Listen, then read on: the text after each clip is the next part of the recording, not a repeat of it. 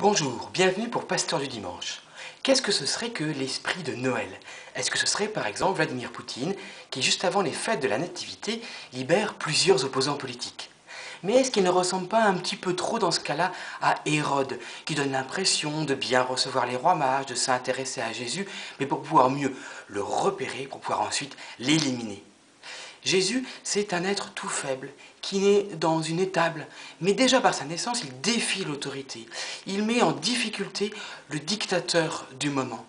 Il va, en grandissant, remettre en cause le pouvoir totalitaire de l'Empire romain et l'alliance entre les religieux et ce pouvoir totalitaire. De ce point de vue-là, est-ce que ce ne sont pas beaucoup plus les Pussy Riot qui finalement, même si elles sont les mêmes à faire le scandale dans une cathédrale orthodoxe, représentent plus l'esprit de Noël?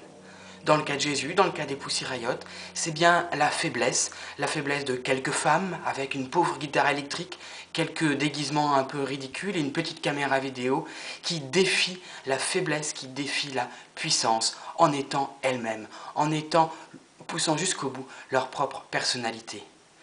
À Noël, l'esprit de Noël est donc sans doute beaucoup plus du côté des Pussy Riot et d'Hérode, des provocateurs, comme Jésus plus tard sera vraiment le provocateur en chef, que du côté de Poutine ou d'Hérode. Les Pussy Riot, en sortant de leur prison, on dit que Poutine faisait plus une opération de communication qu'une opération humanitaire, et elles ont dit « Attachez vos ceintures, ce n'est qu'un début, la chanson n'est pas finie ». Depuis 2000 ans, la chanson de Jésus non plus n'est pas finie. Elle nous indique la vie, alors choisissez la vie. Bon Noël, bonne année et prenez plein de bonnes résolutions très subversives. Au revoir.